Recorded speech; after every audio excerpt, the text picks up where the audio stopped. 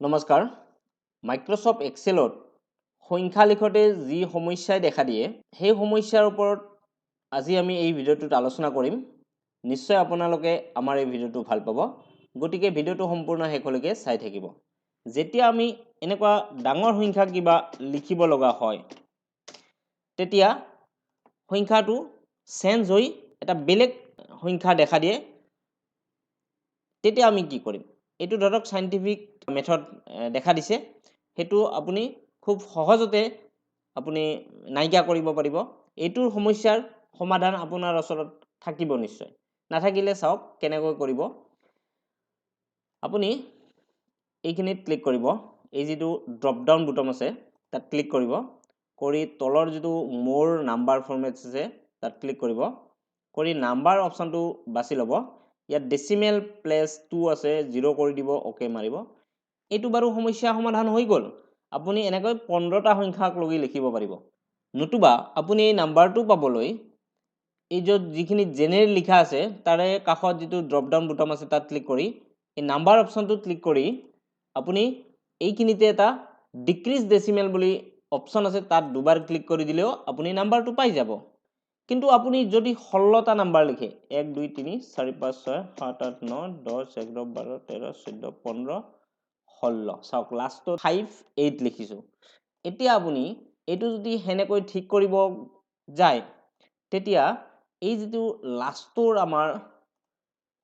8 আছিল সেই 8 টো 0 হৈ গৈছে তো এটো ভুল হৈছে এনেকৈতো আমি কাম কৰিব নোৱাৰিম তেতিয়া বহুতে কি কৰে ঊৰ্ধ্বকমা প্ৰেছ কৰে প্ৰথম তাৰ পিছত নাম্বাৰটো লিখে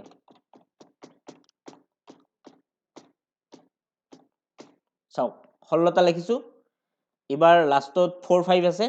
এটো কিন্তু চেঞ্জ হোৱা নাই 4 5 এ আছে কিন্তু ইয়াত এটা সমস্যা আছে আমি যে এই ঊৰ্ধ্বকমাটো দিছো প্ৰথমত সেই ঊৰ্ধ্বকমাটো কিন্তু আতৰি না যায় হেতু থাকিয়ে যায় আপুনি হেতু এড্ৰেছ বাৰত দেখাব ওপৰত যে এড্ৰেছ বাৰ আছে তাত আপুনি লক্ষ্য কৰিলে এই যেটো ঊৰ্ধ্বকমা হেতু প্ৰথমত দেখিয়ে থাকিব তো এইটো আতৰ কৰা এটা বেলেগ মেথড আছে সেই মেথডটো মই আজি এই ভিডিঅ'টোত দেখুৱাব লাইছো নিশ্চয় আমাৰ এই ভিডিঅ'টো আপোনালোকে ভাল পাব গতিকে সম্পূৰ্ণ শেষলৈকে ভিডিঅ'টো চাই থাকিব মই ইয়াত কেইটামান তেনেকুৱা নাম্বাৰ লিখি আপোনাক লগক দেখুৱাইছো সব ঊৰ্ধ্বকমাটো মই প্ৰথম টিপি তাৰ পিছত নাম্বাৰটো টিপিছো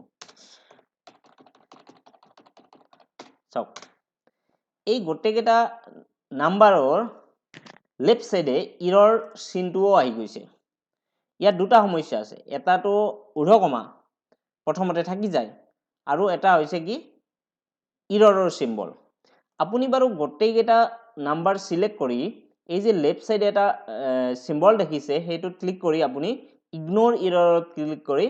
এই ইৰৰ সিম্বলটো নাইকিয়া কৰিব পাৰিব কিন্তু সেই নাম্বাৰটোত আকৌ যদি আপুনি ক্লিক কৰে এড্ৰেছ বাৰত সেই ঊৰ্ধ্বকমাটো দেখা পাব তো এইবাৰ আমি এটা বেলেগ মেথড ইউজ কৰি সেই ঊৰ্ধ্বকমাটো নাইকিয়া কৰিম চাই থাকিব আমি এবাৰ সমান চিন দিছো দি এই যেটো সেল তাত ক্লিক কৰিছো মানে নাম্বাৰটো ক্লিক কৰিছো এতিয়া এন্টাৰ প্ৰেছ কৰি দিছো নাম্বাৰটো ইয়াত আহি গৈছে এড্ৰেছ বাৰক চাওক এড্ৰেছ বাৰত কিন্তু এইবাৰ ফৰ্মুলাটো দেখুৱাইছে মানে ইজুকেল b2 দেখুৱাইছে আপুনি এই যেটো সেল এক্টিভ হৈ আছে এটো যেটো ফিল হ্যান্ডেল তাত ধৰি টানি দিয়ক বাকি কিটা নাম্বাৰো আহি গৈছে এতিয়া আপুনি কি কৰিব লাগিব অকমান কাম আছে আৰু আপুনি এই নাম্বাৰখিনি আপুনি সিলেক্ট কৰিব কপি কৰিব বেলেগ এটা সেলত গৈ আমি বেলেগ এটা সেললৈ আহি গৈছো সব কো সাইডে এই সেলটোত পেষ্টৰ যত পেষ্ট বুলি লিখা আছে সেইখিনিত ক্লিক কৰি দিব দি তলত পেজ স্পেশাল যেটো অপচন আছে তাত ক্লিক কৰিব আৰু ইয়াত ভ্যালু বাছিব ভ্যালু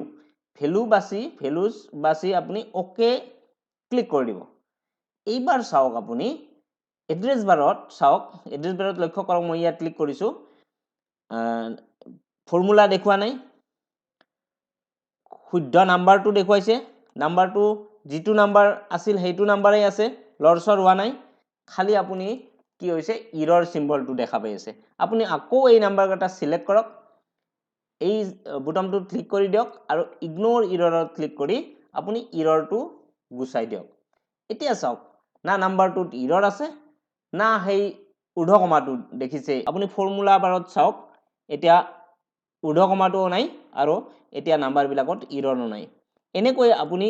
এই যিটো সমস্যা এই সমস্যাটো বিভিন্নজনে মোক মাজে মাজে ফোন কৰে, এতিয়ালৈকে তেনে ফোন বহুত আহিছে। একাউণ্টছ নাম্বাৰ লিখোতে সমস্যাৰ সন্মুখীন হৈছে, লিখিব পৰা নাই, বা কিছুমানে লিখিব পাৰিলেও কয় যে ইৰৰ চিম্বল আহি থাকে, আৰু ঊৰ্ধ্বকমা দিলে কয় যে এটা ঊৰ্ধ্বকমা থাকি গ'ল, মনত অশান্তি থাকি যায় ঊৰ্ধ্বকমাটোৰ কাৰণে, যে কেতিয়াবা ঊৰ্ধ্বকমাটোৰ কাৰণে আৰু ভুল হ'ব নেকি, বা কোনোবাই ভুল ধৰিব নেকি। তো আজিৰ পৰা আপোনালোকে সেই দুশ্চিন্তাৰ পৰাও হাত সাৰিব পাৰিব। নিশ্চয় আমাৰ এই ভিডিঅ'টো চাই আপোনালোকে ভাল পাইছে। যদি ভাল পাইছে আমাৰ এই ভিডিঅ'টোত লাইক কমেণ্ট কৰাৰ উপৰিও ভিডিঅ'টো শ্বেয়াৰ কৰিবলৈ নাপাহৰিব। আজিলৈকে মানে ধন্যবাদ।